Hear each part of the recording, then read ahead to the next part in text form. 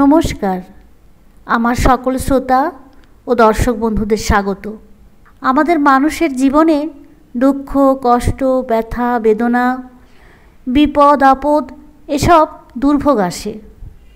আর যখন এসব দুর্ভোগ আসে তখন মানুষ দিশেহারা হয়ে পড়ে। আমরা কিভাবে এইরকম বিপদ আপদ, সমস্যা জর্জরিত জীবন থেকে মুক্তি লাভ করতে পারি? কেন আমাদের জীবনে এই নানান ধরনের অশুভ সমস্যা ঘটে থাকে? সেটি হচ্ছে জন্ম জন্মান্তরের আমাদের যে অশুভ কাজকর্ম বা পাপ কাজকর্ম, তার ফল আমরা ভোগ করে থাকি। এর থেকে পরিত্রাণের উপায় কি? রামকৃষ্ণ মিশনের 7ম প্রেসিডেন্ট ছিলেন পূজ্যপাদ স্বামী শঙ্করানন্দজি।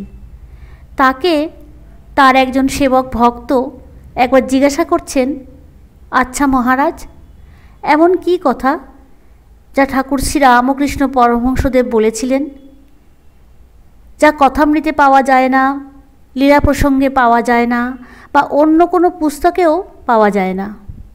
সে সময়টা হচ্ছে 1955 অথবা 56 সাল। এর উত্তরে স্বামী শঙ্করানন্দজি বলেছিলেন, হ্যাঁ, কথামৃতে নেই, লীলা প্রসঙ্গে নেই, বা অন্য কোনো বইয়ে এখনও ছাপানো হয়নি। এমন একটি কথা আছে যা ঠাকুর বলেছিলেন, যেটা আমরা গুরু শিষ্যের মধ্য দিয়ে পরম্পরায় জেনেছি। তখন সেই শিষ্য বললেন, মহারাজ, তাহলে অনুগ্রহ করে বলুন ঠাকুর কি বলেছিলেন? তখন স্বামী শঙ্করানন্দজি বলছেন, ঠাকুর বলেছিলেন যে আমি কর্মনাশা। তখন সেই ব্রহ্মচারী জিজ্ঞাসা করেছিলেন, মহারাজ, এর অর্থ কি যে ঠাকুর এমনটা বললেন? তখন মহারাজ বললেন, ঠাকুর এই কারণে কর্মনাশা বলেছিলেন, তার কারণ তিনি সকল কর্ম নাশ করেন।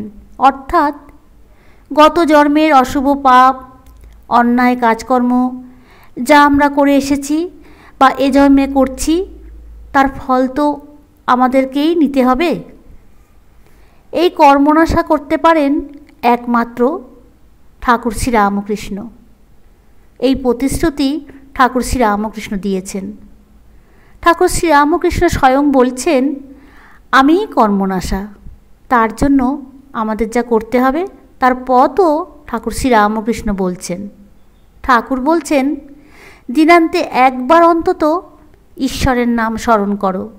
অর্থাৎ ঠাকুর শ্রী রামকৃষ্ণ বলতে চাইছেন, দিনে একবার অন্তত শ্রী রামকৃষ্ণের নাম স্মরণ করা। ব্যাস, এটুকু করলেই শ্রী রামকৃষ্ণ সকল ধরনের কর্মের নাশ করে দেবেন এবং আমাদের জীবন শান্তিময় হয়ে উঠবে। ঠাকুর শ্রী রামকৃষ্ণ সংসারী লোকেদের বারবার উপদেশ দিয়েছেন বিবেক বৈরাগ্যের ছত্রতলে আশ্রয় নিতে, যা মনকে শুদ্ধ করবে এবং পরব্রহ্মের উপলব্ধিতে শুদ্ধ জ্ঞানে উদ্ভাসিত করবে। ঈশ্বর কৃপা সম্বন্ধে শ্রী রামকৃষ্ণ বলেছেন, কৃপাবাতাস তো অনুক্ষণ বইছে, জীবন সমুদ্রে ভাসমান অলস মাঝিরা এর সুযোগ নেয় না, কিন্তু উদ্যোগী ও কর্মক্ষম মাঝিরা অনুকূল বাতাসকে কাজে লাগাবার জন্য মনরূপ পালকে সর্বদা টাঙিয়ে রাখে, আর এইভাবে শীঘ্রই পৌঁছে যায় গন্তব্যস্থলে। তাই দিনান্তে একবার অন্তত ঠাকুর শ্রী রামকৃষ্ণের নাম স্মরণ করুন। আজকের ঠাকুরের কথা আলোচনা এখানেই শেষ করলাম। দেখা হবে আবার পরের ভিডিওতে। ভালো থাকবেন, সুস্থ থাকবেন।